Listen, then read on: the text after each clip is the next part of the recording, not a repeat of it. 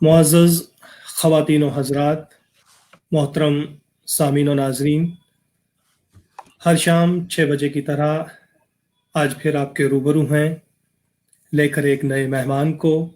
सबसे पहले तो मैं आप तमाम नाज़रीन और सामीन का इस्तकबाल करता हूँ, आपको खुशामदीद कहता हूँ कि आप हमारे हर प्रोग्राम में जुड़ते हैं और अपनी नेक आराओं से हमें नवाजते हैं।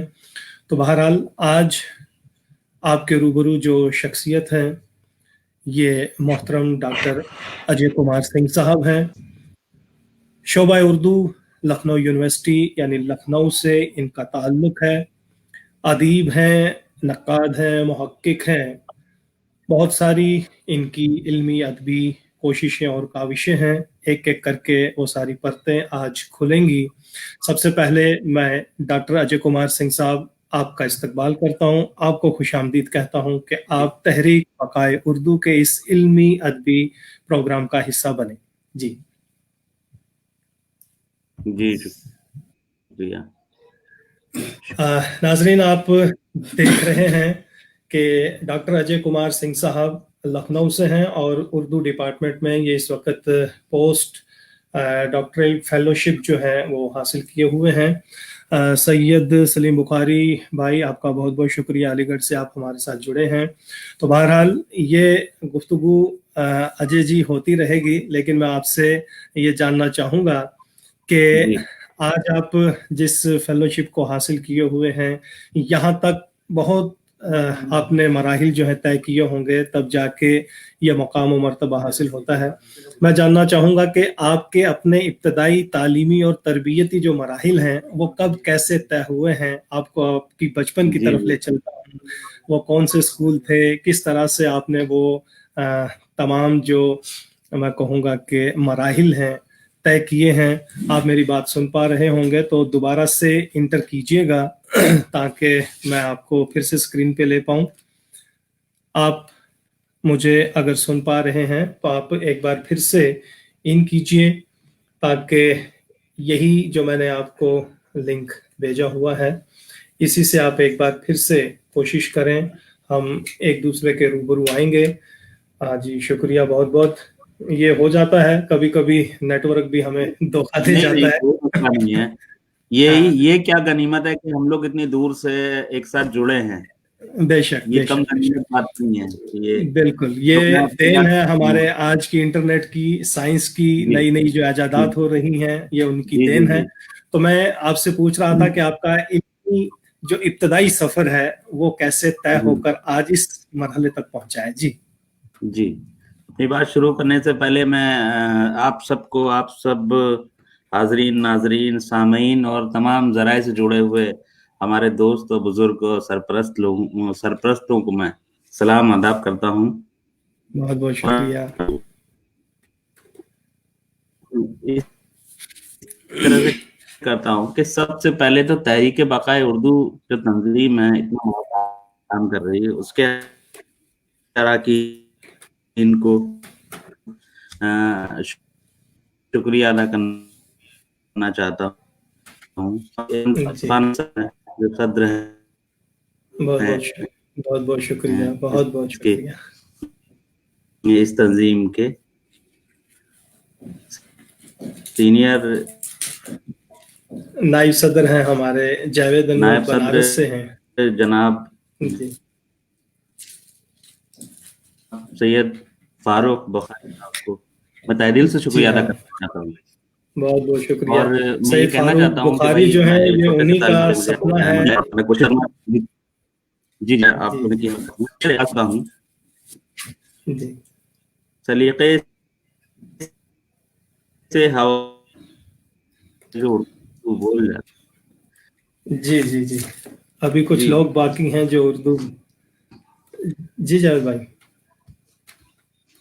जी।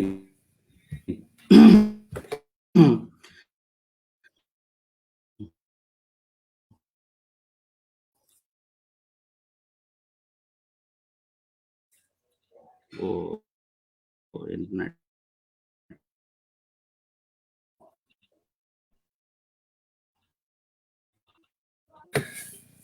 जी डॉक्टर साहब, आप मेरी आवाज शायद नहीं सुन पा रहे हैं।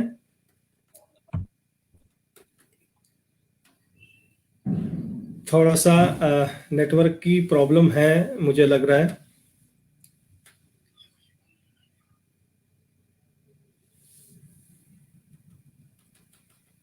डॉक्टर साहब, एक बार मुझे लग रहा है कि जो आप जिस डिवाइस चला से आए गया है। हैं, या तो हाँ, क्या नेटवर्क तो नहीं कम है वहाँ। क्या है?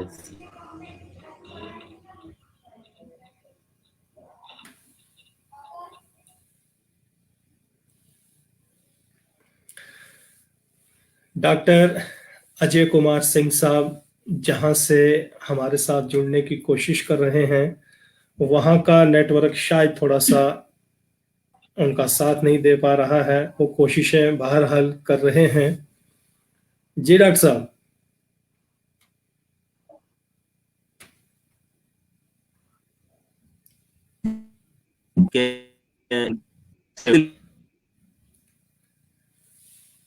डॉक्टर साहब, आपकी आवाज कट रही है। अगर आपके पास कोई और मोबाइल हो तो मोबाइल से भी आप आ सकते हैं। मुझे लग रहा है कि शायद आपकी जी आवाज कट रही है। हाँ, बोले आप।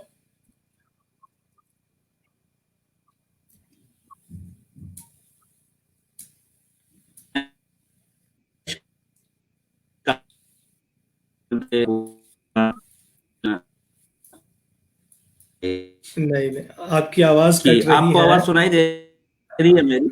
आप अब कट ओके कट के आ रही ओके है, ओके। कट कट के आ रही है। ठीक है, मैं इससे कट जोड़ता हूँ। कट। ठीक है, मैं इससे जोड़ता हूँ इससे।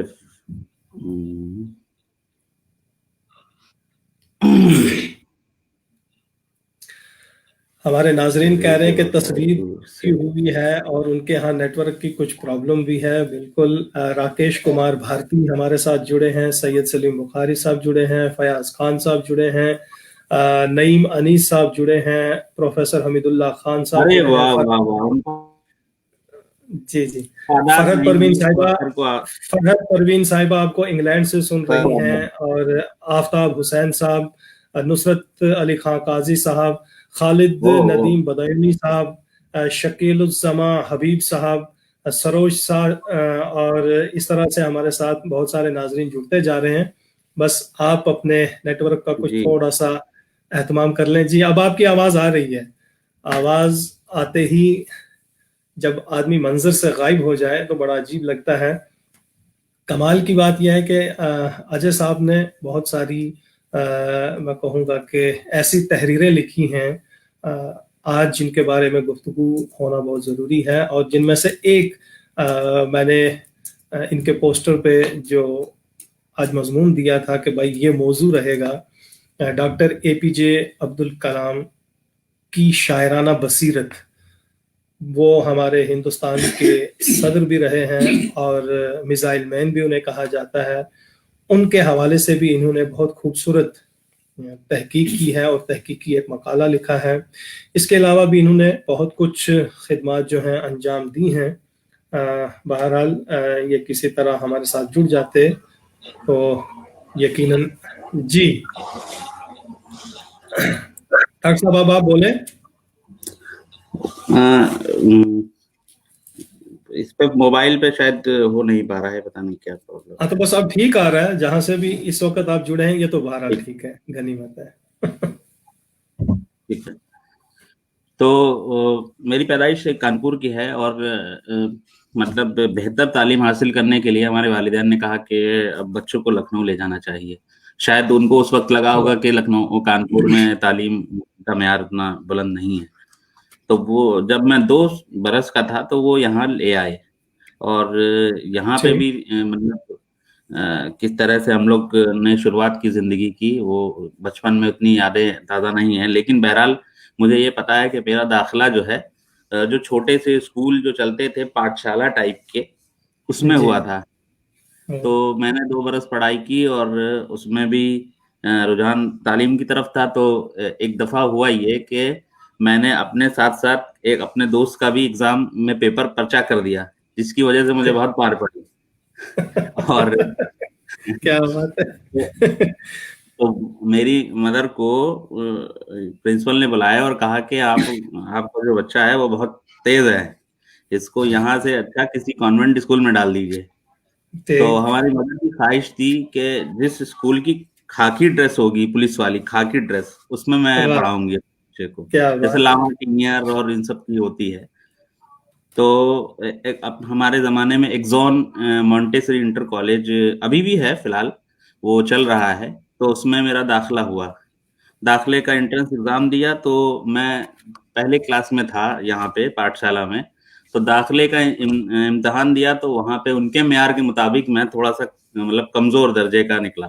तो उन्होंने कहा कि इनको प्रेप क्लास से हम यहाँ पे दाखिला ले सकते हैं। तो भाई वो उन्होंने ठीक है, मैंने भी राजी कर लिया, मैंने कहा ठीक है। हमको क्या मालूम कि भाई प्रेप क्लास और एक में उस वक्त इतना नहीं शऊर था ना, थे, छोटे हाँ से हाँ, थे। जाहिर सी बात है, बच्चे थे हम। बचपन की याद हाँ, है। तो वो वही जो दाखिले का पहला दिन था मेरा उस कॉन्वेंट स्कूल में, वही वजह बना मेरी उर्दू पढ़ने की। वाह, तो क्या बात। जब मैं गया वहां पे उस क्लास में, मेरी मम्मी छोड़ के गई, तो क्योंकि 1 2 3 और ABCD तकरीबन तकरीबन मुझे आता था, लेकिन उर्दू की गिनती भाई जाहिर सी बात है मेरे लिए नहीं थी। तो इत्तेफाक ये था कि जिस वक्त मैं दाखिल हुआ, वो टीचर उर्दू की, निगार फातिमा नाम था, मिस निगार क्या, फातिमा, वो वाह, पढ़ा रही थी। तो क्या बात जाहिर सी बात है बच्चों के मन में सवाल बहुत होते हैं। मैंने पूछ लिया, मैम ये क्या चीज है? कह रहे बेटा ये उर्दू की गिनती है, है। अरे आप नहीं वाह, पढ़ पाओगे। वाह, तो जब उन्होंने कहा आप नहीं पढ़ पाओगे, तो बिल्कुल एकदम बिल्कुल जो बगावत का सिलसिला था कि मैं क्यों नहीं पढ़ पाऊंगा, वाह, वाह, वाह, यानी पढ़ सकता बचपन हूँ। से ही आपको चैलेंज के तौर पे उर्दू सीखना पड़ा। जी, वाह, जिंदाबाद। अभी आप और सुनेंगे तो अच्छा लगेगा आपको। तो आ, मैंने कहा मैं पढ़ूंगा। थोड़ी सी अल्लाह ने तौफीक दी है कि आर्ट अच्छी है हमारी। तो मैंने देख देख के अलिफ बे और बे बनाया। उस वक्त मैं बोल भी नहीं पा रहा था अलिफ बे सही से, लेकिन मैंने बनाया और वाह, टूटा फूटा जैसे मैम को दिखाया। तो वो भी ताज्जुब, उनको ताज्जुब हुआ कि यार कुछ तो है। मैम से मैंने कहा कि मैम उर्दू पढ़ना चाहते हैं। क्या बात है।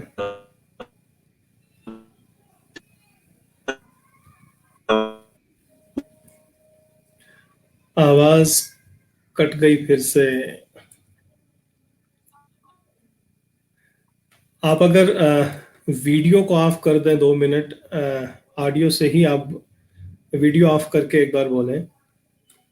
बड़ा खूबसूरत और दिलचस्प जो किस्सा है आप बता रहे हैं अपनी बचपन का, बहुत ही अच्छा भी लग जी रहा है जी डॉक्टर साहब। जी जी।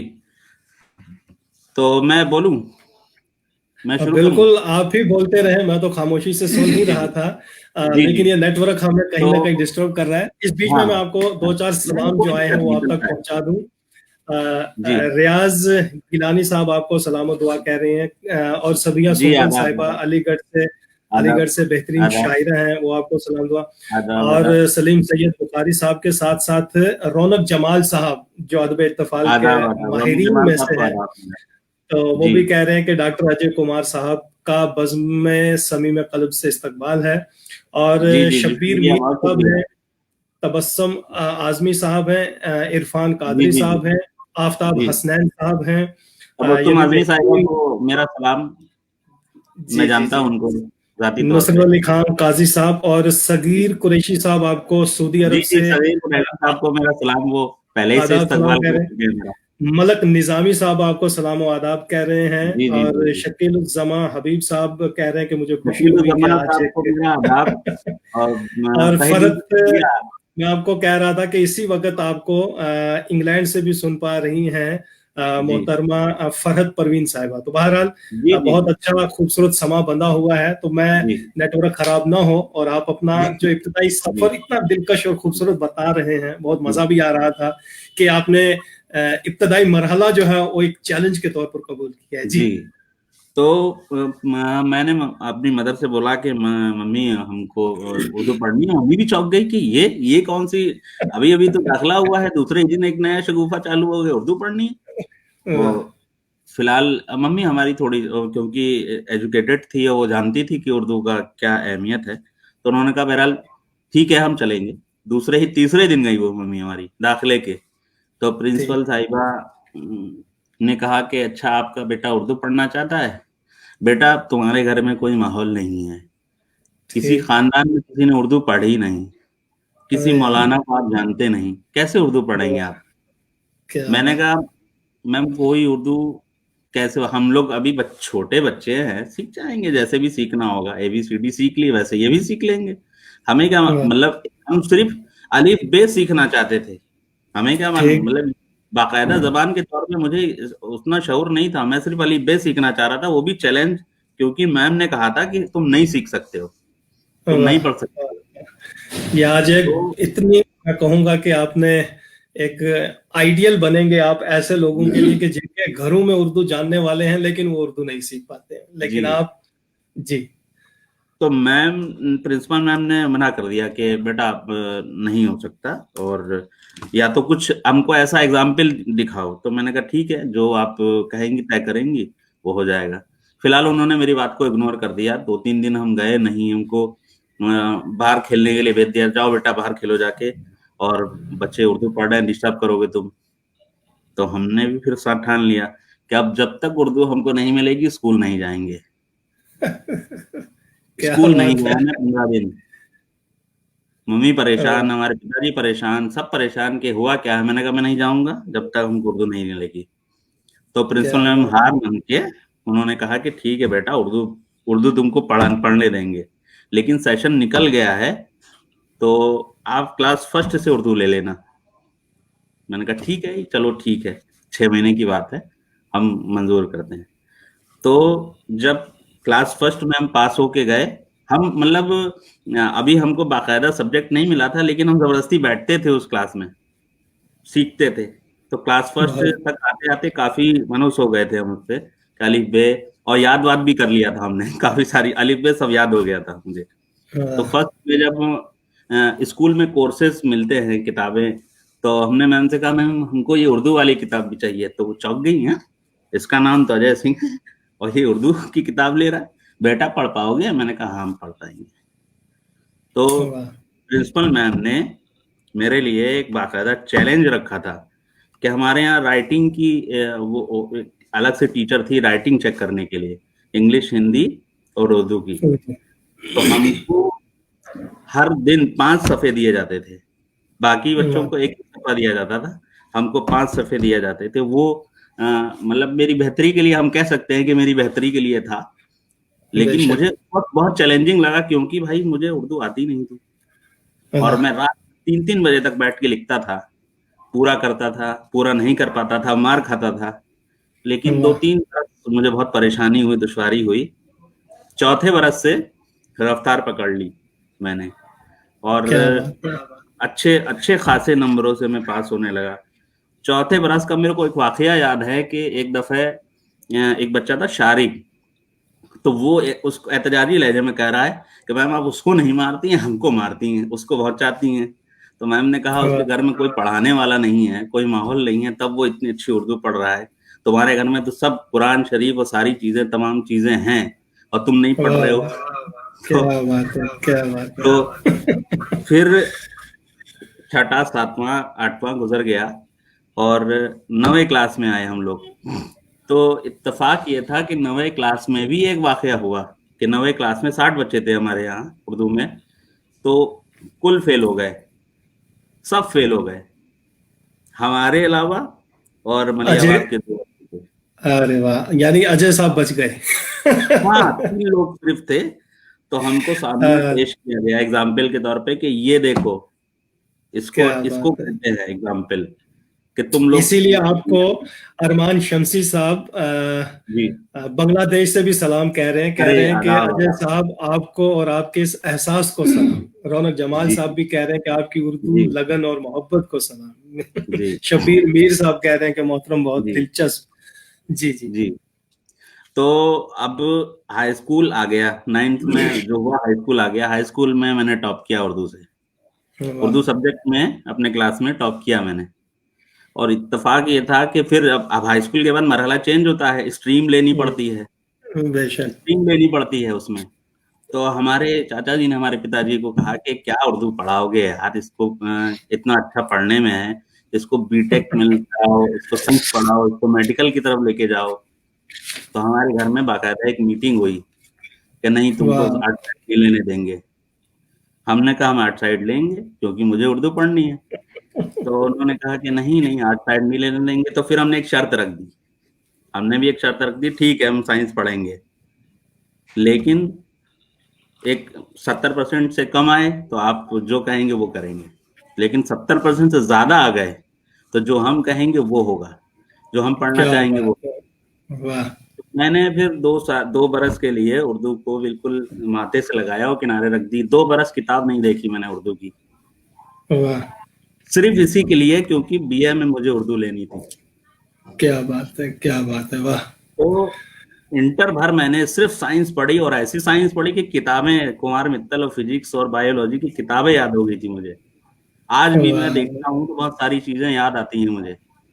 क्या और बात है, उसमें जज्बा हो तो या ऐसा। और यहाँ आपके जज्बात के साथ साथ आपकी वालिदा गिरामी के जज्बे को भी सलाम कह रहे हैं कि जी, जी, जिन्होंने आपको उन्होंने बहुत सपोर्ट ये, किया, मेरा बहुत सपोर्ट किया। बेशक, ये है बाकी राकेश बाकी कुमार पूरा। भारती साहब, जो कह रहे जी हैं कि आपका अंदाज बयां भी बहुत खूबसूरत है। जी सुंबल साहिबा भी कह रही हैं कि बहुत फख्र की बात है। नुसरत अली खान काजी साहब कह रहे हैं कि उर्दू के ये नायाब जो गौहर हैं, इनको तलाश करके जी। लाना तहरीक बकाए उर्दू के तमाम अराकीन जो है मुस्तहिक हैं। बहुत बहुत शुक्रिया। अनीस नईम साहब जो कह रहे हैं, तो वो भी आपके लिए अरे अनीस और नईम सर बहुत को तो अच्छा। मेरा सलाम, और बहुत वो उन्होंने मुझे बहुत आगे बढ़ाया। 2-3 बार मैं वाह, मतलब जिंदाबाद। तो कोलकाता गए फरीद हैं। खान साहब कारवाने जी उर्दू से हैं, वो जी भी जी जी आपको जी सलाम और दुआ कह रहे हैं। और जी तबस्सुम आजमी आजमी साहब भी जो हैं, जी जी आजमी साहिबा जो है, वो भी आपके जज्बे को सलाम कर रहे हैं। तो बहुत जी अच्छा लग रहा है ये इंटरेक्शन। जी। अभी बचपन की बातें ही जो है इतनी हाँ, वो दिलचस्प है, तो अभी। आगे की कहानी। जी। तो अब मतलब इंटर में मेरे 76% आए नंबर। वाह तब वाह पूरा मतलब हमारा खानदान एकदम बिल्कुल ब्लैक साइलेंट था कि वाह। अब क्या होगा, ये तो अब अपनी मन की करेगा, क्योंकि शर्त थी भाई। उस शर्त पे वाह किसी मतलब तो 76% आए नंबर। तो उसके बाद फिर मैंने बीए में दाखिला लिया लखनऊ यूनिवर्सिटी में। और वाह। उस वक्त मतलब अलमिया कह सकते हैं लखनऊ यूनिवर्सिटी का, कि सिर्फ एक ही उस्ताद थे, प्रोफेसर अब्बास नैयर साहब। उस वक्त सदर शोबा हाँ, उर्दू हैं, वो लेक्चरर थे उस वक्त। अब्बास रजा साहब, जी जी जी। जी जी। तो अब हम जाते थे, हाँ, वहां खड़े रहते थे, कोई हमको वाह, पूछना नहीं आता था। रिसर्च स्कॉलर भी थे, लेकिन हम बीए के स्टूडेंट थे तो हमसे किसी का रास्ता था नहीं। तो हम यूं ही खड़े रहते थे डरे सहमे कि भाई कोई कहना दे हमको, लेकिन खड़े रहते थे, रोज जाते थे। लोग हमको, हमारे दोस्त और सब कहते थे, अरे यार तुम बीए में रोज जाते हो स्कूल यूनिवर्सिटी। मैंने कहा क्यों नहीं जाऊंगा, बीए बीए का मतलब आसानी से हो जाता है, जो आसानी से करते हैं वो 40-45% पे रह जाते हैं, हम तो रोज यस, जाएंगे। तो वाह, हमको मतलब 2 साल का जो मतलब जुदाई थी ना, उसको नहीं बर्दाश्त कर पा रहे थे उर्दू से। तो हम क्या बात है। जाते थे रोज। तो 1 महीना हुआ, 2 महीना हुआ, लेकिन सर हमारे प्रोफेसर अब्बास नैयर साहब, वो इस चीज को बहुत प्रॉपरली वॉच कर रहे थे कि ये आ रहा है रोज, लेकिन इसकी पढ़ाई नहीं हो रही है। तो हमारे पास आए कि बेटा कौन सी क्लास में? उन्होंने कहा first year, BA first year में। मैंने कहा सर कोई क्लास नहीं होती और मैं रोज आता हूँ। तो मैंने किसी से ये कहा नहीं। तो उन्होंने कहा ठीक है मैं पढ़ाता हूँ उनको। तो उन्होंने पढ़ाना शुरू किया, रोज जाते थे हम। क्या मतलब उन बात है। बीए फर्स्ट ईयर में उन्होंने एक शेर कहा था, वो बहुत अच्छा शेर था, मैं आज भी याद है मुझे, कि बुलबुलो गुल ना करो मेरे सनम सोते हैं, तुम तो चले हाय जाते हाय, हो खफा होते हैं। क्या आज भी बात याद है, है मुझे, कितना वाह। जबरदस्त शेर बोला उन्होंने। तो बीए किया, फिर हमारी भी एमए। उनसे मुलाकात रही है, वो दो जी तीन जी बार यहाँ आए हैं, और उनके साथ बड़ा इंटरेक्शन रहा है, और उनकी निजामत में एक अदद मुशायरा पढ़ने का शर्फ भी अरे हासिल है। सरवत जो खान कुछ। साहिबा आपको सलाम और दुआ कह रही हैं, ये राजस्थान से हमारे साथ जुड़ी हैं। और यासिर जी जी। जमाल साहब भी हैं, फारूक शेख हाँ, साहब हैं, नासिर जमाल साहब हमारे हबीब मुर्शिद अ, साहब जी हैं। जी जी। सीनियर हैं वो, और हाँ, हमारे बहुत ही मुशफिक, मतलब उनको हम उस्ताद मानते हैं बहुत सारी चीजों में। जो मैं आज वाह बोल रहा हूँ, इनमें इन लोगों का बहुत बड़ा हाथ है। प्रोफेसर अब्बास वाह नैयर साहब ने मुझे ऐसा ग्रूम किया है कि पहले वाह, एक जुमला जिंदाबाद। बोलने के लिए सोचना पड़ता था कि मैं क्या बोलूं, और आज वाह आपके वाह सामने वाह। कर रहा हूँ। बेशक बेशक बेशक, यही बात है कि अंदाज़े बयां जो है हमारे जी नाजरीन को भी अच्छा लग रहा है, और सैयद जी मोहम्मद लुकमान साहब भी आपको सलाम और जी। दुआ कह रहे हैं। अरमान आदाब। शमसी साहब तो कह रहे थे कि हम तो अब तक उर्दू के लिए खुद को पागल समझते रहे, लेकिन आज कुछ ऐसे भी नजर आ रहे हैं डॉक्टर अजय सिंह साहब जैसे। शुक्रिया, बहुत बहुत बहुत शुक्रिया शुक्रिया। अरमान साहब, और शुक्रिया सरवत साहिबा, शुक्रिया तमाम सऊद आलम साहब जो हैं वो भी आपको जी नेक जी जी ख्वाहिशात दे रहे हैं जी। जी जी जी। तो अब बीए में जैसे तैसे बीए निकल गया अच्छे से, उन्होंने मेरा हाथ सर पे रखा और कहा कि ठीक है, मैं पढ़ाऊंगा तुमको, तुम्हारी वाह इस जज्बे को सलाम है, और मैं पढ़ाऊंगा तुमको। उन्होंने पढ़ाया और सर पे हाथ रखा। एमए का एमए भी हुआ। एमए में वाह मतलब हम एमए में भी रोज जाते थे, मतलब लखनऊ यूनिवर्सिटी हमारा पिछले 12 साल से रोज का आना जाना है। तो फिर बीए हुआ और पीएचडी में दाखिला हो रहा था। पीएचडी में दाखिला हुआ और कोर्स वर्क का मरहला शुरू हो गया। आवाज कट रही है क्या? आवाज नहीं आ रही है। जी जी, आप बोले आप बोले, जी जी मैं सुन पा रहा पीएचडी में दाखिला हुआ मेरा और कोर्स वर्क शुरू हो गया। तो एक साहिबा आई हमारे यहाँ सदर शोबा उर्दू के यहाँ, तो कहने लगी हमको अपने दादाजी पे एक सेमिनार करना है, मुंशी द्वारिका प्रसाद हूँ। वाह उफुक साहब। तो वाह कहा ठीक है कर लीजिए, और हमारी भी शिरकत रहेगी, शोबे की शिरकत होगी। तो फिर भाई जाहिर सी बात है कि हम पीएचडी के स्कॉलर थे, तो उसमें नज्म ज़ब्त तो तमाम चीजें, सेमिनार कैसे होगा, उसमें शामिल थे। गवर्नर हमारे यहाँ के बीएल जोशी साहब थे, और वो सेमिनार हुआ। उसमें बड़े बड़े अदीब मलिकजादा मंजूर अहमद साहब और हाँ, शाहिद औलवी साहब, और शाफे क्या कहते हैं, शफी जामिया, किदवाई साहब। हाँ, जामिया के वाइस चांसलर रहे हैं, उनका नाम वाह जहन से उतर रहा है। तो वो भी थे। तो बीएल जोशी साहब ने अपनी तकरीर में कहा कि ये मौजू जो है, इस पर तहकीक होनी चाहिए। तो हमारे सदर शोबा उर्दू ने कहा कि ठीक है, मौजू पे तहकीक होनी चाहिए। तो मैं अभी ऐलान करता हूँ इस स्टेज से कि हमारे लिए इस तहकीक के लिए एक एकदम परफेक्ट स्कॉलर भी तैयार है। उन्होंने मेरा नाम वाह अनाउंस कर दिया वाह स्टेज से ही। तो वाह बीएल जोशी साहब ने हाथ करके मुझे बुलाया कि इधर आओ।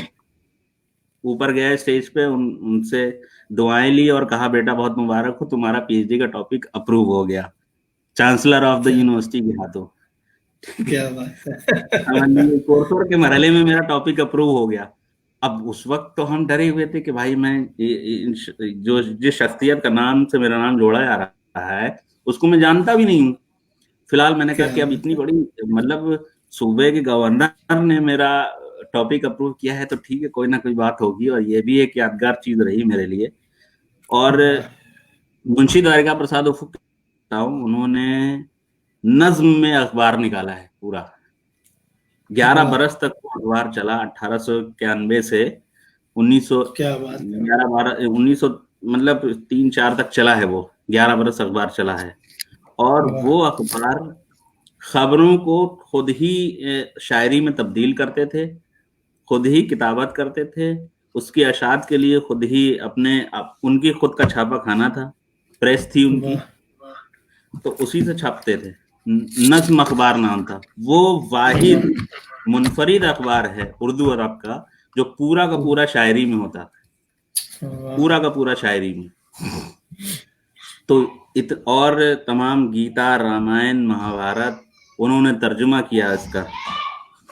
और क्या क्या कहते हैं, एनल्स ऑफ टाट राजस्थान का भी तर्जुमा किया। राजस्थान की पूरी हिस्ट्री इतने जबरदस्त तरीके से बयान की, तर्जुमे के माहिर थे वो। तो मुझे वाह जब मैंने पढ़ना शुरू किया, मैंने कहा यार इतनी बड़ी शख्सियत अभी तक दबी हुई है, एक एक सतर छोटी छोटी सतरें मिल जाती हैं। मसूद हसन रिजवी साहब ने कहा, जोशमली आबादी साहब ने कहा उनके ऊपर कि इन्होंने 49 बरस की उम्र में इतना काम किया, 200 बरस की उम्र में लोग नहीं कर पाते हैं। 200 बरस बेशक की उम्र चाहिए जितना काम इन्होंने इसमें किया है 49 बरस की उम्र में। तो ये अभी तक का रहा। उसके बाद मतलब आप क्या कह सकते हैं कि जो जो पहला चैलेंजिंग मरहला शुरू किया तो वो आज तक है। यानी कि ये कितना अच्छा लगा मुझे कि वो जो निगार साहिबा आपने कहा था, उनका वो जी ना कहना आपकी हाँ हाँ में कितनी दूरी तक आपको ये सफर हाँ। करा गया। और आपको यहाँ मैं नुसरत अली बताऊं खान अभी जो काजी साहब ने भी बड़ा खूबसूरत एक कमेंट किया कि द्रोणाचार्य साहब एक तरफ हैं कि जिन्होंने गायबाना तरीके से उर्दू सीखी, और दूसरे आप हैं कि जिन्होंने जिद से उर्दू सीखी। वाह। जिद तो थी मेरी, वो जिद एकदम जिद थी। बज़ में उर्दू जी से भी आपको सलाम और दुआ जी आ रहा है। जी मुजतबा हसन सिद्दीकी साहब भी आपको सलाम और जी दुआ, जी। संजय कुमार साहब भी आपको, और चश्मा फारूकी साहिबा आदाब। हमारी बहुत ही अच्छी जी जी। बाजी जो हमारे साथ जुड़ी रहती हैं। जी। और हम्म। मैं क्या कहूँ कि मंजूम अखबार निकालना, ये नुसरत अली खान काजी साहब ने कहा कि वाकई बहुत ही अहम काम है। और रियाज गिलानी साहब भी आपको कह रहे हैं कि डॉक्टर साहब आपका ये सफर जो है बहुत ही खुशगवार है। तो यकीनन बहुत मजा भी आ रहा है। मैं इस बीच में बात कहना चाहता ये हूँ। तो हुआ कि एक चैलेंजिंग तौर पर आपने एक इतने एक एक बात रह गई, एक बात रह गई जी इस जी सफर जी, में। जरूर जरूर। अभी मतलब जब मैंने पीडीएफ में अपना अप्लाई किया तो उसके बाद वहां से आया कि इंटरव्यू देने जाना। तो मैंने अपना पीपी पावर पॉइंट प्रेजेंटेशन बनाया पूरा उर्दू में। जी मुझे अंदाजा नहीं था कि वहां पे उर्दू का वो नहीं होगा। तो मैं गया आराम से। The social aspect of Gita and Ramayana in Urdu literature, ये मेरा टॉपिक था। तो मैंने इसको बनाया, उर्दू में बनाया बाकायदा। और जब मैं इंटरव्यू देने गया तो वहां पे उन्होंने पूछा, अच्छा आपका टॉपिक तो बहुत अच्छा है, रामायण और गीता के हवाले से है, बहुत अच्छा टॉपिक है आपका। और तमाम सवाल पूछे, 1 घंटे तक इंटरव्यू चला, तकरीबन 1 घंटे तक। लेकिन जब खत्म हो रहा था तो आईसीएसएसआर के कोऑर्डिनेटर आ गए, इंटरव्यू के कोऑर्डिनेटर कहने लगे कि आपने उर्दू में क्यों लिखा है। मैंने कहा मेरा टॉपिक उर्दू में, तो मैं उर्दू में लिखूंगा। तो क्या क्या नहीं, बात है, आपको आपने वाह। गाइडलाइंस नहीं पढ़ी। मैंने कहा मैंने पढ़ी, लेकिन आपके डायरेक्टर ने मुझसे रूबरू होकर कहा कि बेटा जबान का कोई मसला नहीं है, जबान बैरियर नहीं है, आपको रिसर्च करनी है, आप रिसर्च कीजिए, सोशल एस्पेक्ट आप लेके आइए। मैंने कहा ठीक है, समाजी पहलू लेके आएंगे। तो जब जबान का कोई बैरियर नहीं है तो मुझे फिर क्यों रोका जा रहा है, मुझे क्यों कहा जा रहा है कि आपने उर्दू में पीपीटी प्रेजेंटेशन किया। मैंने कहा, तो कहे कि हम जबान की तरवीज नहीं कर रहे हैं, हम जबान की भाषाओं को नहीं पाल पोस के बड़ा कर रहे हैं। हमने कहा ना कीजिए, ये आपकी प्रॉब्लम है, लेकिन मेरा जो टॉपिक है, मैं उर्दू का तालिब इल्म हूं, तो मैं लिखूंगा, उर्दू में ही लिखूंगा। अब ये क्या बात है। आपको तय करना है कि मुझे पीडीएफ देना है या नहीं देना है, ये आपकी प्रॉब्लम है। मैंने जो था करना था कर दिया, मैंने अपनी जिम्मेदारी निभा दी। तो जो वहाँ के एक्सपर्ट थे वो इतना इम्प्रेस थे हमारे इंटरव्यू से, वो कहने लगे होल्ड ऑन, हम चाहते हैं कि आप इसको कीजिए, हम अभी से आपको बता देते हैं कि आपका टॉपिक सिलेक्ट हो गया है। उन्होंने उसी टाइम वाह। मुझे बता दिया था कि आपका टॉपिक सिलेक्ट करते हैं, लेकिन आप, ये शर्त है कि इसको हिंदी में भी करना पड़ेगा। मैंने कहा मैं हिंदी में नहीं करूंगा, आप रिजेक्ट कर दीजिए अभी। तो कहें आप क्या सुनिए तो, बात। कि आप उसकी स्क्रिप्ट हिंदी रखिएगा, जबान उर्दू रहेगी। मैंने कहा हाँ ये कर सकता हूँ, ठीक है, आपकी बात भी रह जाएगी, मेरी बात भी रह जाएगी। मैं अपनी शर्तों को मनवा के आया था वहां पे कि मुझे उर्दू में ही करना है, मैं उर्दू में ही करूंगा। रस्मुल खत भले चाहे चेंज हो जाए, रस्मुल खत के कोई मसला नहीं है। आजकल लोग, बहुत बड़े बड़े लोग उर्दू में कहते हैं और हिंदी में लिखते हैं, कोई मसला नहीं है। बेशक तो बेशक। ये रहा, ये मतलब अभी तक का चैलेंजिंग सफर था मेरा। जी बहुत ही खूबसूरत ये सफर रहा है। जी रहमत आरा साहिबा भी आपको सलाम कह रही हैं। खुर्शीद हयात साहब बेहतरीन शायर और शायर हैं, इस वक्त हमारे साथ जुड़े हुए। इस बीच में आपके बहुत सारे आर्टिकल्स मेरी नज़र से गुजरे हैं, और उन पे मैं जी जी। किस किस पे बात करूं, किस पे ना करूं, लेकिन शुक्रिया। फिर भी मैं चंद लम्हों के लिए वो फहरिस्त जरूर सुनना चाहूँ, या मैं खुद ही पढ़ लेता हूँ कि आपने जी जो सफर इस दौरान किया है। मैं अपने नाजरीन के लिए ये बताता चलूं कि यूं तो इन्होंने बहुत सारे अहम मकालात पेश किए हैं, जिनमें फराग गोरखपुरी एक हमा जहद शख्सियत, बहुत ही खूबसूरत मकाला। गालिब की मैं यही देने लगा था कि हम गालिब पे बात करेंगे। जी जी। गालिब की शायरी में बेदिल के असरात, और वेदिक के राजेंद्र असरात। सिंह बेदी, जी जी, राजेंद्र सिंह बेदी के राजेंद्र सिंह बेदी की किरदार निगारी पर आपने बहुत खूबसूरत मकाला पेश किया, जो एनसीपीएल से। इसी तरह ये जान निसार अख्तर साहब की शायरी पे आपने बहुत खूबसूरत मकाला जी लिखा है, और डॉक्टर जी एपीजे अब्दुल कलाम की जी ये जो जी आपने जी जी शायराना जी बसीरत वाला लिखा था, तो मुझे जी ये बड़ा अट्रैक्ट किया, तो मैंने कहा आज हम जी इसी पे बात करेंगे। और जी इंतजार हुसैन साहब के अफसानों पर आपने लिखा है, रुस्वा साहब के नावलों पर लिखा है, मुंशी द्वारका प्रसाद उफक साहब के बारे में आपने बहुत लिखा है।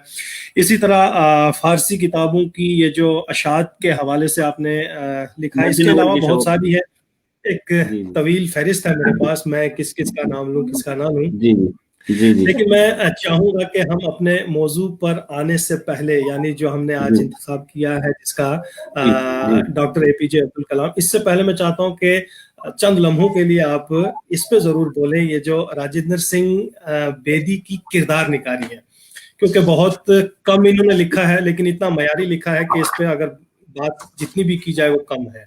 तो मैं देखिए, चाहूंगा। राजेंद्र सिंह बेदी की किरदार निगारी से पहले मैं ये बोलना चाहता हूँ कि जी। जैसे कहा जाता है कि नफ्सियात के हवाले से, किरदारों के हवाले से, और मतलब मेल और फीमेल किरदार जो होते हैं, राजेंद्र सिंह बेदी ने फीमेल किरदारों को इतनी जबरदस्त तरीके से अदा किया है कि कोई फीमेल अफसाना निगार जो वो भी नहीं कर सकती। मैं इतना दावे के साथ कह रहा हूँ कि इतना क्या बात है। जबरदस्त उन्होंने किरदार अदा किए हैं कि, और किरदारों का वो उम्र की बात नहीं है, बच्चों के किरदार अदा करते हैं तो वो बच्चों में ही ढल जाते हैं, एकदम बच्चों की नफ्सियात को लेके आते हैं। अगर किसी क्या बात मतलब विधवा की बात करते हैं तो विधवा की एकदम नफ्सियात ले आते हैं कि बेचारी वो परेशान है, वो सोच रही कि आज मेरा शौहर होता तो ये करता, मेरा शौहर होता तो वो करता। तो है। आप, मैं इससे बहुत मुतासिर हूँ, मुझे बेदी एकदम बहुत जबरदस्त लगते हैं, अफसानों में तो कमाल है, मुझे बहुत पसंद है। तो मैंने ये लिखा है कि राजेंद्र सिंह बेदी के अफसानों में इंसानी नफ्सियात और जज्बात को इस तरह से पेश किया गया है जैसे कि हर अफसाना किसी ना किसी किरदार के से कारी अपने आप को जोड़ लेता है, अपने आप को जोड़ वाह। लेता है भाई। अब जैसे एक उनका अफसाना है भोला। भोला में छोटे बच्चे की कहानी, छोटे बच्चे का अफसाना है, और वो बच्चा अपने दादाजी से बहुत कहानियां सुनना चाहता है क्योंकि उसके दादाजी बहुत कहानी सुनाते हैं। और जो आम सी वो होती है बच्चों में, जिद करना कि नहीं वो हम्म। मतलब मुझे कहानी सुननी है, उसी पे सादत हसन मंटू ने कहा है कि बेदी तुम सोचते बहुत हो, लिखने से पहले भी सोचते हो और लिखने के बाद भी हाँ हाँ हाँ। सोचते हो। तो बेशक बेशक बेशक। तो ये कमेंट बहुत बड़ी बात है। उनके हमअस्र थे, और उन्होंने उन्होंने भी अपने अपने क्या कहते हैं मैदान में बहुत बहुत काम किया है। आपको मैं बताऊं, शाहजहां मंटू की बात आई तो अभी लॉकडाउन के दौरान मैंने एक नॉवल पढ़ा था, दोजखनामा, हिंदी का था और बंगाली से ट्रांसलेटेड हम्म। था। इतना पसंद आया मुझे कि मैंने उसको लॉकडाउन पर ट्रांसलेट कर दिया उर्दू में, क्या पूरा बात है, ट्रांसलेट जिंदाबाद जिंदाबाद। तैयार है। इसके अलावा भी आपकी इतना। बहुत सी किताबें हैं। जी अब तर्जुमे की बात जी आई, बात हमारी वो जी बेदी वाली वहीं रहेगी, लेकिन वो हम जी करेंगे। इस बीच में जी आपकी है नैयर अब्बास रजा साहब की मेरे ख्याल 100 जी गजलें हैं, उसके अलावा जी 100 जी जी नज्मों पर भी है, कुछ और तर्जुमे जी भी जी आपने किए हैं। जी जी जी। जी। हाँ, तो एक शेर उनका सुन लीजिए फिर से, अब प्रोफेसर जी जी अब्बास जरूर। नैयर। जरूर लफ्ज दर जरूर। लफ्ज ख्यालात तुझे छू आए, क्यों ना हाँ हाँ मेरी हाँ। गजल से तेरी खुशबू आए। हाय हाय। लफ्ज दर लफ्ज ख्यालात तुझे छू आए, क्यों ना मेरी गजल से तेरी खुशबू आए। काश हम दोनों में कहने सुनने की भी दूरी ना रहे, मैं चलूं मेरे साए की जगह तू आए। इश्क हाँ। के भी अदब आदाब हुआ करते हैं, गुफ्तगू तुझसे करे वो जिसे उर्दू आए। क्या जी बात है, वाह वाह वाह, जिंदाबाद। ये है उस्ताद मोहतरम का कलाम जो आपको अजबर है, वाह। जी जी बहुत जी खूब। जी। तो वो मतलब अब मैं उनकी शायरी की बात करूं कि बहुत जबरदस्त शायरी है, और क्या बताऊं कि अपने आप को जोड़ लेते हैं हम उससे। अब बेशक आप ये बेशक। देखिए कि जैसे मतलब इतनी म्यारी शायरी है कि लफ्ज दर लफ्ज ख्यालात तुझे छू आए, किसी से भी कह दीजिए आप, वो मान लेगा भाई, क्या क्या बात बेशक है। बेशक बेशक। जी तो राजेंद्र सिंह बेदी के हवाले से हम कह रहे थे कि वो नफ्सियात के बहुत माहिर हैं, यानी बच्चों पे जी जी लिखना शुरू करेंगे तो बच्चे की सतह हाँ तक आएंगे। और अगर हम खवातीन की बात करें, और खवातीन के हवाले से आपने कहा कि बेहतरीन उनका तजज़िया मैं है। जी जी। जी तो एक इसके उनका अलावा नावलेट है जी, एक लाजवंत। चादर मैली। हाँ एक चादर मैली सी, एक चादर मैली सी, सॉरी सॉरी, एक चादर मैली सी में वो हम सब ने पढ़ा है कि उसमें जो किरदार होते हैं तो उनके उनके शौहर का इंतकाल हो जाता है या मार दिए जाते हैं जो भी, तो वो अपने देवर से मतलब शादी करने के लिए जबरदस्ती फोर्स किया जाता है हाँ, रानों फोर्स को, किया जाता है। रानो रानों और तिलोका, ये तिलोका लोग है का। उसके मेरे ख्याल शोहर। तो तो अब जाहिर सी बात है वो बार बार ये कह रही है कि मैं कैसे उसको अपना शौहर मान लूं जिसको मैंने बच्चे को जिस बच्चे को मैंने पाल पोस के बड़ा किया है, मैं उसको शौहर कैसे मान लूं। लेकिन मंगल अब हाँ नफ्सियात देखिए आप कि रानो एकदम खड़ी हो गई, तो तो क्या कह रही हो, नहीं हो सकता, रानो ने कहा और चिल्लाने लगी, मंगल बच्चा है, मैंने इसे बच्चे की तरह पाला है, उम्र में मुझसे कुछ नहीं तो 10-11 बरस छोटा है, नहीं नहीं नहीं, तो ये सोच भी नहीं, मैं तो ये सोच भी नहीं सकती, ये वाह, आप मतलब मतलब आप इसकी छोटे बेशक बच्चे वो कैफियत, हाँ, जिसको को। बच्चे की नजर से बच्चे की तरह पाला हाँ हो, और फिर पहली रात उसको हल्दी चूना भी किया जा रहा जी हो क्योंकि उसके जी जी मंगल को बड़ी मुश्किल से मनवाया गया है। जी जी जी और ये और कितनी वही नफ्सियात मुश्किल है। है क्या कहीं वो वो, शादी के हाँ, दौरान माँ भी दोनों बुलवा बेहोश रही है, बेशक बेशक माँ की तरह अगर उसे ले वो मरहम पट्टी भी कर रही है तो वही फिर बीवी के हकूक भी अदा कर रही है बाद जी में। जी बेशक। लेकिन आपको आपको मुझे तो ये इसको इस नॉवलेट करके इतना इतना जबरदस्त लगा कि मतलब जाहिर सी बात है कि वो तमाम चीजें हो गई, वो बच्चा है और ये है वो है, आखिरकार उसको शादी करनी पड़ी, मजबूरी सही बेशक। है, शादी करनी पड़ी, वो एक रस्म थी उसकी वजह से शादी करनी पड़ी, लेकिन जिस्मानी जरूरियात और जिंदगी की जरूरियात के मुताबिक एक दिन जब त्योहार कौन सा बसंत का त्योहार होता है, कौन सा त्योहार होता है, कहने लगी मुझे शलवार का कपड़ा दो, त्योहार आ रहा है। हम्म। अब ये सोचिए कि एक वक्त को वो कह रही थी कि मैं शादी ही नहीं कर सकती, मैं सोच नहीं सकती, और आज वो ये कह रही कि मुझे शलवार का कपड़ा दिला दो, मतलब अपने शौहर से जो बीवी कहती है हम्म। कि ये लेना है मुझे, वो लेना है। तो आप नफ्सियात में तब्दीली देखिएगा, इतना जबरदस्त अफसाना है वो, ये नॉवलेट है ये। तो अब बेदी का ही कमाल हो सकता है भाई, ये अगर इसमें बेशक। चुगताई भी लिखी तो ऐसा नहीं लिख पाती, मैं दावे के साथ कह रहा हूँ। बहुत खूब। जी इस बीच में चूंकि ये हम ज़िमनन बात ले आए थे राजेंद्र सिंह बेदी के किरदार निगारी के हवाले से, बहुत जी अछूता सा एक मैं कहूँगा कि मौजू रहेगा जी जो जी हमने इंतखाब भी किया था। हमारे हिंदुस्तान के सबके चहीते सदर रहे हैं, प्रेसिडेंट चंद्र रहे हैं, रहे। और मिसाइल मैन भी उन्हें कहा गया, और बुनियादी तौर पे वो अपने आप को उस्ताद ही कहते रहे और कहलवाते भी रहे कि मैं मुझे यानी ये पढ़ाना और पढ़ना अच्छा लगता है। और इस बीच जी में आपने उनकी शायराना बसीरत पर जो काम कर डाला है, और इस तरह से मैं भी जानना चाहूँगा, तमाम नाज़रीन की भी यही ख्वाहिश होगी कि जी ऐसी कौन-सी उनकी तहरीरें हैं बहुत तलाश करने के बावजूद भी मंज़र आम पर नहीं आई हैं, या अगर आई भी होंगी तो हम तक या आवाम तक उतनी नहीं पहुँच पाई हैं। तो जी मैं जी जी चाहूँगा कि मैं इस भी पे आप आपको थोड़ा जी, ज़रूर, मतलब ज़िमनन थोड़ा थोड़ा पढ़ के सुनाता हूँ आपको। ज़रूर, ज़रूर, ज़रूर। डॉक्टर एपीजे अब्दुल कलाम ऐसी शख्सियत थे जिन पर लिखना मेरे लिए छोटे से तालिब इल्म के लिए एजाज की बात होगी। वो न सिर्फ एक अच्छे साइंसदां थे बल्कि अच्छे शायर, अदीब, अजीम इंसान भी थे। उन्होंने एक मिसाली जिंदगी बिताई है। उनकी जिंदगी लाखों करोड़ों लोगों के लिए एक तहरीक बन गई। दुनिया में, मुल्क में या तो बहुत से साइंसदां हुए, उन्होंने अपने मैदान में अजीम कारनामे अंजाम दिए हैं, लेकिन अब्दुल कलाम साहब का नाम और उनकी शख्सियत सबसे मुनफरिद थी, क्योंकि वो इस हुँ, और वो इसलिए मुनफरिद थी कि उनकी इल्मी लियाकत पे दुनिया को, हमारे हिंदुस्तान को फख्र था, बल्कि बेशक। उनका अखलाक, सादगी, इंसानियत, इंसान दोस्ती, ये उनको बड़ा बना गई, बेशक। ये चीज उनको बड़ा बना गई। उन्होंने अपनी जिंदगी में कामयाबी की नई तारीख लिखी, वहीं अपनी नेकी, सादगी और शराफत से लोगों के दिल जीते।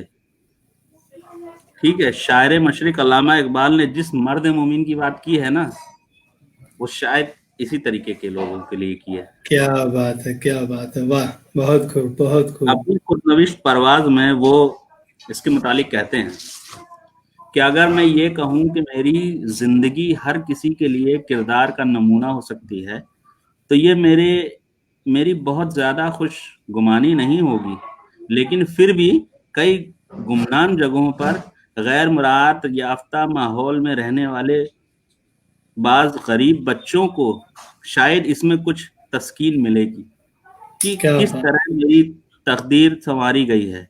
शायद क्या ऐसे बात। बच्चों को अपनी ख्याली पसमानदगी और मायूसी की बंदिशों से खुद को आज़ाद कराने में मदद कर सके। क़तई वाह, नज़र इससे कि वो इस वक्त कहाँ हैं, ये उन्हें पता होना चाहिए कि अल्लाह उनके साथ है, और जब अल्लाह उनके साथ है तो कौन उनका मुखालिफ हो सकता है। बेशक, वाह। एक और इसी में आगे उन्होंने कहा है, अल्लाह ने बावर कराया मगर ये है दिन को बनाया बराए मशक्कत, करती सुकून का तकाजा है मेहनत, रिश्ते मुनव्वर रहेंगे तुम्हारे। वाह, ये ये उन्हीं की, ये आपको ये शायद यकीन नहीं हो शायराना रहा होगा, ये उन्हीं की शायरी है।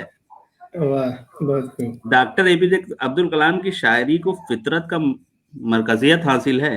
डॉक्टर अब्दुल कलाम खलील जिब्रान से बहुत मुतासिर थे, वाह, बहुत बेशक, मुतासिर थे। खलील तो उन्होंने उनकी शायरी, और जाहिर सी बात है उनकी शायरी पढ़ी है तो उनकी शायरी में खलील जिब्रान का बहुत ही पुट नजर आएगा। खलील जिब्रान की किताबें हैं द प्रॉफिट और ब्रोकन विंग्स, द विजन वगैरह नज्म आप पढ़ेंगे तो अंदाजा होगा कि कलाम साहब ने जरूर इन किताबों से इस्तेफादा किया होगा। आपको पता है वाह। उनका शेरी मजमूए का नाम मेरा सफर है, ये जिसकी मैं अपने बात कर रहा हूँ। मेरा सफर वाह, काबिल जिक्र है। मेरा वाह, वाह, वाह, क्या बात है। जी, तो अब मैं तो ये नज़्म कहीं सुनाता हूँ। दस्तयाब है, या मैं तो चाहूंगा जहां आप इतना काम कर रहे हैं इसको असर नो जी, तरतीब जी, या इजाफे के साथ, या मैं कहूंगा कि मैं किसी लेके नए आता हूँ, मुकदमे लेके के आऊंगा साथ आपकी फरमाइश पे मैं इसको जल्द ही दुनिया अदब के सामने पेश करूंगा। जरूर आना चाहिए, ये उनकी बहुत नज्म है एक शुक्रिया। वाह। तो फलों से झूलती शाखें सजर की, सुमरा वाह, पर कुछ ऐसे लदे थे, वाह, वाह, वो जैसे माँ से हम आगोश बच्चे। अब वाह, बताइए, देखिए कुदरत को किस तरह से उन्होंने पेश किया है कि जो फल वाह, होते हैं अपने शजर पे, शाखों पे लटके रहते हैं, जैसे बच्चा माँ से लिपटा रहता है, उस मतलब उससे उन्होंने मुवासलत पेश किया है। वाह।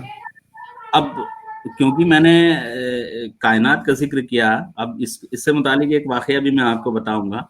पहले शेर जी, सुनिए। मुझे तकती हुई नन्ही गिलहरी, सुनहरी खुशनुमा चिड़िया चंबेली पर, हुई थी महव सरगोश गुलों से। ये वाह। आप ये देखिए, ऐसा लग रहा है जैसे एकदम बिल्कुल फितरत, बिल्कुल। बासलाहियत शायर हो, बाकायदा पुख्तगी नजर आती है। और वाह, इनकी शायरी को देख के मुझे एक चीज याद आ गई। प्रोफेसर शारिफ दौलवी साहब की किताब है जदीद तनकीद उसूल व नजरियात। उसमें मैंने जी, पढ़ा था, चार्ल्स डार्विन ने एक बात कही थी कि हम लोग साइंस पढ़ते हैं तो एकदम मशीन हो जाते हैं, लेकिन वाह, अगर इस मशीन को जिंदा रखना है तो शायरी पढ़नी चाहिए। क्या शायरी बात को है। रोज पढ़नी चाहिए ताकि मतलब इंसानियत बाकी रहे, पूरा मशीन ना हो जिंदाबाद। जाए। वाह, अब वो वाह। चीज इसीलिए देखिए यहाँ पे। नुसरत अली खां काजी साहब ने भी लिखा है कि साइंसदान के होते हुए अदब से इतना लगाओ। जी, वाह। अब वो जावेद चीज अनवर जहाँ पे साहब भी आपको चाहिए। सलाम और दुआ से नवाज रहे हैं। मीर साहिब जी, हसन तरियाक से, जी, जो जी, उनके एडिटर हैं, वो आपको आदाब, सलाम और दुआ से, आदाब। बेहतरीन एक अदबी महफिल हमारी जमी हुई है, और जी, तमाम नाजरीन और सामीन आपको सुन भी रहे हैं। बहुत अच्छा सफर जो है अभी तक का हमारा तय हो पा अब रहा है। जी हाँ। एपीजे अब्दुल कलाम की बात कहें, वो कुदरत से इतना करीब थे। तो जी, एक वाकया मुझे याद आता है, क्योंकि उनके जो सेक्रेटरी थे, उनका नाम इस वक्त जहन में नहीं है, उन्होंने बताया कि एक प्रोग्राम के सिलसिले में मैं ये अर्ज करना चाहता हूँ, उन्होंने अपनी किताब में लिखा है बाकायदा कि डेलीगेशन भी आया था अमेरिका से और एक प्रोग्राम होना था खुले मैदान में, लेकिन सुबह से बारिश होने की वजह से वो प्रोग्राम नहीं हो पा रहा था और हम लोगों को ऐसा लग रहा था, पूरा अमला ये सोच रहा था कि क्या मुलतवी करना पड़ेगा या अंदर करना पड़ेगा, क्योंकि कलाम साहब का कहना था कि वो खुले में ही करना चाहते हैं, खुले मैदान में करना चाहते हैं, लेकिन बारिश इजाजत नहीं दे रही थी कि खुले मैदान में हो। पर कलाम साहब ने एक बार एक कहा हम लोगों से कि परेशान मत हो, बारिश अभी रुक जाएगी, 10 मिनट में बारिश रुकेगी और ये प्रोग्राम भी होगा, आप लोग देखते जाइए। और ऐसा ही हुआ, 1 घंटे प्रोग्राम चला और प्रोग्राम की इख्तिताम होते होते बारिश, बादल फिर से जमने लगे और बारिश शुरू हुई। जब प्रोग्राम खत्म हुआ, रात तक बारिश हुई, झमाझम बारिश हुई। तो आप ये क्या, कुदरत कितना करीब थे वो। वाह वाह वाह वाह, यानी कि इंसान के अज़्म और इरादों के साथ साथ कुदरत भी कभी कभी साथ देती है, अगर आप सच्चे दिल से, सच्चे मन से। मतलब जो बड़े लोग हैं, जो ऊंचे ओहदों पे फायज हैं, वो तो ठीक है, मेरे से मुतासिर होंगे नहीं होंगे, लेकिन जो स्लम बस्तियों में रहने वाले छोटे बच्चे हैं, वो मुझसे कितना मुतासिर हो रहे हैं, ये मेरे लिए बहुत मतलब अहम बात है, क्योंकि मैंने गरीबी से जिंदगी बिताई है। उनके भाई जो है आज भी टायर का पंचर बनाते हैं, आज भी। अब्दुल कलाम टायर का पंचर और छाता बनाते हैं, सोच लीजिए, प्रेसिडेंट ऑफ इंडिया के भाई। जी जी, बेशक बेशक बेशक। और यही एक सादगी जो थी उनकी शख्सियत में, बिल्कुल यही सादगी इनकी शख्सियत का मैं कहूँगा कि एक उनकी शख्सियत में निखार भी लाई। हाँ। आपको पता है कि जब उनकी डेथ हुई तो वो एक प्रोग्राम में, मणिपुर में एक प्रोग्राम कर रहे थे और वो बच्चों का प्रोग्राम था, ब्लाइंड बच्चों का प्रोग्राम था, उसमें गए थे, वो स्टूडेंट्स का प्रोग्राम था, उसमें वो उनका मतलब ब्रेन हेमरेज हुआ था। और उन्होंने कई बार ये प्रोग्राम ऑर्गेनाइजर को कहा कि कतई मेरी कुर्सी अलग ना की जाए, इतनी बड़ी सी कुर्सी लगा देते हो जैसे मैं बहुत भगवान टाइप का हूँ, बड़ा सा आदमी। ऐसा कुछ नहीं है, मैं भी एक इंसान हूँ और ठीक है मैं प्रेसिडेंट ऑफ इंडिया हूँ तो क्या हुआ, लेकिन मैं पहले इंसान हूँ। तो वो ये कहते थे कि मतलब मेरी कुर्सी अलग ना की जाए बाकी मेहमानों से, तो ये बहुत बड़ी बात है। जिंदाबाद, क्या बात आपने उनके हवाले से यहाँ पेश किया, बहुत खूब, बहुत। ग्राम पंचायत में आदमी प्रधान हो जाता है तो उस पंचायत में सोचता है कि उसके लिए अलग कुर्सी होनी चाहिए, और वो प्रेसिडेंट ऑफ इंडिया होके कह रहे हैं कि मेरी कुर्सी अलग नहीं होनी चाहिए। बहुत बड़ी बात है ये, बहुत बड़ी बात, इसमें कोई शक नहीं, कोई शक नहीं इसमें। और यही बात है कि अरमान शमसी साहब आपको बांग्लादेश से भी कह रहे हैं कि अबुल कलाम साहब का कलाम बड़ी हैरत की बात है कि अब तक हमारी नजरों से पोशीदा। यही वजह है कि मैंने आपसे भी यही कहा था कि ये एक अछूता और नया सा पहलू रहेगा हमारी गुफ्तगू का। हमने ये मैंने बहुत ढूंढ के निकाला है सच में। तो मैं बस यही, मेरी इल्तिजा भी यही है, गुजारिश भी यही है कि अब इसको आप जल्द अज जल्द मंजर आम पर लाएं, ताकि जो अब तक हैरत बनी हुई है उससे हम भी कहीं ना कहीं इस्तिफादा हासिल करें। जी जी जी जी। तो सच में बहुत ही जी जी जी कहें। मुझे आप ये जान के हैरानी होगी, जब मैं तहकीक कर रहा हूँ तो करीब 12 से ज्यादा जो नुस्खे हैं गीता और रामायण के मैंने जमा कर लिए, 12 से ज्यादा। मतलब वो नुस्खे अपने आप में बहुत बड़ी बात है। और मतलब मैंने अपने तो उसमें सिनॉप्सिस में लिखा भी है कि गीता और रामायण का तर्जुमा जितना मुसलमानों ने किया उतना तो हिंदुओं ने भी नहीं किया। तो उर्दू को उसके सेकुलर मिजाज से अलग नहीं करना चाहिए, ठीक है। क्या बात है, जिंदाबाद। यहीं से मैं यहीं से मैं ये पैगाम भी आपकी जुबानी दिलाना चाहूंगा, क्योंकि हमारी बात वहां तक पहुंच भी चुकी है कि आप चूंकि इस वक्त तक मैं तो एक आइकन कहूंगा इस आज की गुफ्तगू का, बेहतरीन लब्बे लुबाब हमारा यही है कि जब अज़्म हो, इरादा हो, मोहब्बत हो, तो डॉक्टर अजय कुमार सिंह साहब जैसे जो हैं लोग हमारे सामने आते हैं और एक जिद इंसान को कहाँ तक पहुंचा सकती है। इनका जहन बड़ा अजीब था, एक जहन में एक वक्त दो मुख्तलिफ आमदें, ठीक है, अपने आप में करिश्मा से कम नहीं, बेशक। तो बहरहाल आपको नाजरीन बहुत पसंद भी कर रहे हैं, वक्त भी ऐसे भागे जा रहा है कि हम कहाँ तक इसको पकड़ पाएंगे, ये अलग बात है। लेकिन मतलब मैं यहाँ मुझे पता नहीं चला सच में, एकदम। देख लीजिए आप, हमें भी पता नहीं, 1 घंटा हो गया और गुफ्तगू भी ऐसा लगता है कि अभी शुरू ही नहीं हुई। अभी तो शुरू ही नहीं बेशक, हुई। नहीं, सही कह रहे हैं, बिल्कुल सही कह रहे हैं। तो मैं यहाँ ये भी जानना चाहूंगा कि हमारे जो इस वक्त बहुत से ऐसे लोग हैं जो कहीं ना कहीं उर्दू पे एक तासुब या शक की निगाह से कि ये शायद मुस्लिम की जुबान है, इससे कतई नजर हट के मैं एक आफाकी पैगाम आपसे लेना चाहूंगा मैं कि उर्दू देखिए, को मैं जी तो जी, ये बात मैं, और कहना ये चाहता हूँ। पैगाम आपका ना सिर्फ नए यानी लर्नर्स के लिए हो, जो नए पढ़ने वाले हैं, लिखने वाले हैं, उन सब के लिए जिनके जहन में शक व शुबात हैं, उन सब के लिए आपका पैगाम। अभी मैंने एक शेर पढ़ा था, गुफ्तगू तुझसे करे वो जो से उर्दू आए। वो वाह मैंने इसलिए बेशक। पढ़ा था कि उर्दू जबान गुफ्तगू को सुधारने के लिए भी एक बहुत बड़ा मरहला है। आप वाह, सोचिए कि जो हिंदी वाला है, अगर किसी मंजर की बात करेगा, क्या बात है। मंजर मंजर गिनता हूँ, बोले पत्थर सुनता हूँ, दिल की गहराई में गिरते सात समंदर सुनता हूँ, लेकिन ये मंजर कहाँ गायब हो गया। आपका वीडियो रुक गया ठीक, सर। हाँ, मतलब बात कट जी गई जी, थी। हाँ तो हाँ, हेलो, जी जी बोलें। हेलो। मंजर की बात आप, हेलो, जी जी, मंजर की बात आप कर रहे थे। तो मैं कह रहा था कि हिंदी वाला मंजर को मंजर नहीं कह सकता, मंजर ही कहेगा। मंजर, मंजर बिल्कुल। ही कहेगा, ठीक है। और कभी कभी जैसे नॉन उर्दू वाले जो उर्दू नहीं जानते हैं, अच्छा बनाने के चक्कर में और खराब कर देते हैं। जैसे एक साहब, जिंदाबाद। एक कि जमील भाई आप कहाँ तशरीफ ले आए। अब मैंने कहा यार, जहाँ पे जा बोलना चाहिए वहां पे जा बोल रहे हो तुम, हैं, और जहाँ पे जा बोलना चाहिए वहां पे जा बोलोगे। अभी मंजर कहोगे तुम, तो कैसे काम चलेगा। तो जबान को सुधारने के लिए भी उर्दू बहुत जरूरी है। और मैं ये कहूंगा वाह, कि जितने भी उर्दू, आपको ये बता दूं कि फिल्म इंडस्ट्री में जो भी जाता है तो उसको सबसे पहला यही लेसन दिया जाता है कि आपको अगर सिंगिंग करनी है तो उर्दू सीख के आइए, वरना इसके बगैर आप तलफ़ुज़ सुधार नहीं सकते, सुधार नहीं वाह, सकते। लता बिल्कुल। मंगेशकर साहिबा ने कहा, उन्होंने खुद बताया कि जब मैं फिल्म इंडस्ट्री में आई थी तो मुझे मराठी आती थी और मेरा एक्सेंट भी मराठी टाइप का था। तो उन्होंने कहा बिल्कुल। कि दादा साहब फाल्के ने कहा कि जब तक आप उर्दू नहीं सीख लोगी तब तक आप गा नहीं सकती। तो 1 साल क्या बात। बाकायदा उन्होंने तो सीखी है।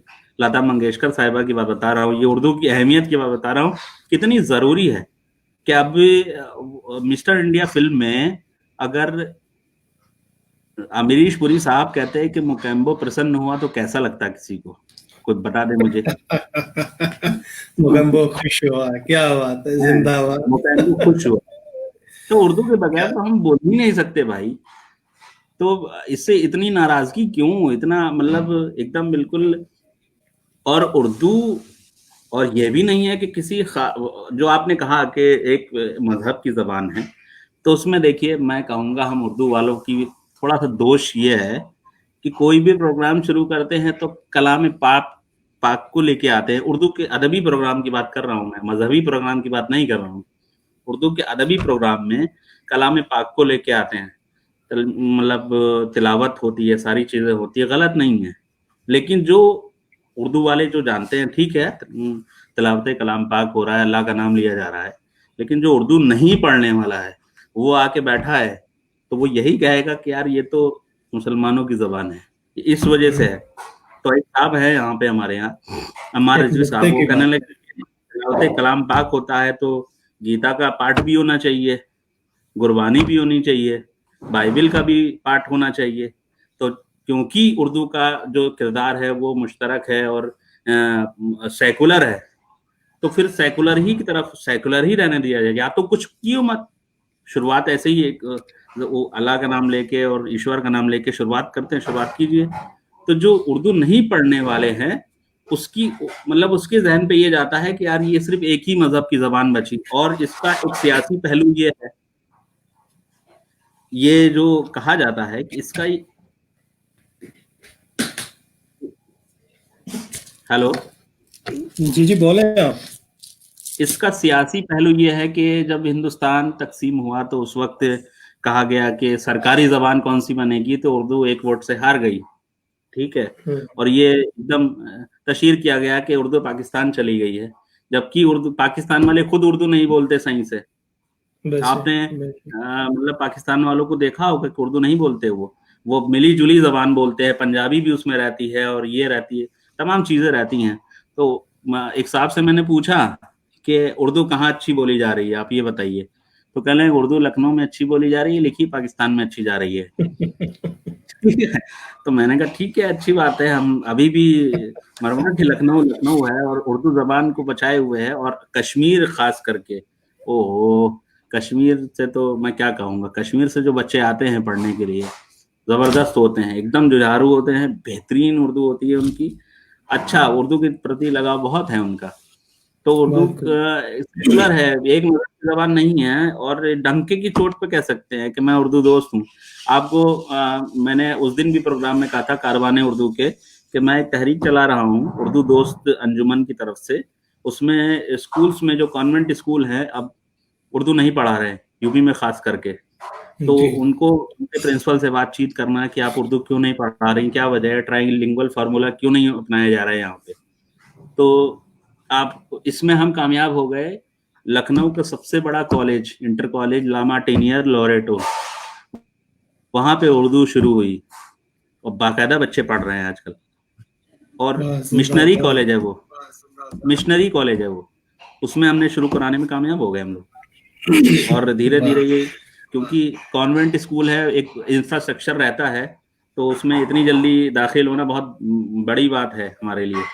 जी बहुत आपके इस मशवरे से हमारे तमाम नाजरीन जो हैं बहुत खुश हुए, चाहे वो सबिया सुंबल साहिबा हों, तबस्सुम आजमी साहिबा हों, नुसरत अली खां काजी साहब हों, अरमान शमसी साहब हों, तमाम लोग यही कह रहे हैं कि ये जानकर, और यहाँ तक के रौनक जमाल साहब का मैंने कमेंट पढ़ा था, हाँ ये है कि कलाम साहब के सिलसिले में आज पहली बार ये बातें जो हैं हमने भी सुनी हैं, अजय कुमार साहब का एहसान है। बहरहाल मैं खुद इसीलिए यही चीज आपको कह भी रहा था, हालांकि आपने और दो चार बहुत अच्छे मुझे मौज़ूआत बताए थे। अजय साहब बिल्कुल दुरुस्त, पाकिस्तान में अच्छी उर्दू, वाह वाह वाह। सगीर कुरैशी साहब भी आपको जो है जो आपने बातें कही हैं, मैं सबके कमेंट नहीं पढ़ूंगा, यानी मैं सिर्फ इतना कहूंगा कि जो आपने कहा वो बहुत ही खूबसूरत और अच्छा कहा। और ये चीजें यानी बेशक ये हिस्स है, यानी एक एहसास है, जिस तरह से आपने इसको महसूस किया है, ये आगे पहुंचाना भी जरूरी है, इसमें कोई शक नहीं है। कबीरुन्निसा साहिबा जो है वो भी कह रही है कि बेस्ट थॉट सर। तो ये बहुत अच्छा भी लगा हमें कि जिस चीज को आपने महसूस किया है, यही वजह है कि लोग इसको एक तबके की जुबान कहकर शायद आगे निकल जाते हैं, जबकि ये एक मुश्तरका जुबान है। बहुत बार मैंने कन्फ्रंट किया है, किसी की जी जी जागीर नहीं है ये जबान, बेशक बेशक बेशक किसी, और हमारी ही यानी मुल्क की जुबान है, हिंदुस्तान की जुबान है।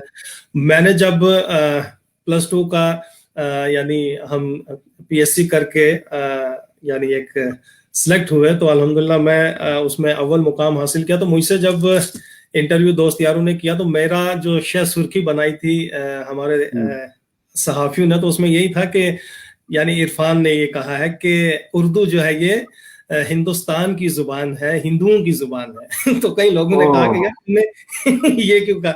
मैंने कहा देखिए, हिंदुओं की जुबान इसलिए कहा क्योंकि ये खालिस हिंदुस्तानी जुबान है। और बेशक इस बाद में हम कह सकते हैं कि मुगल आए, दूसरे तीसरे आए, तो उनका रंग इसमें आता गया।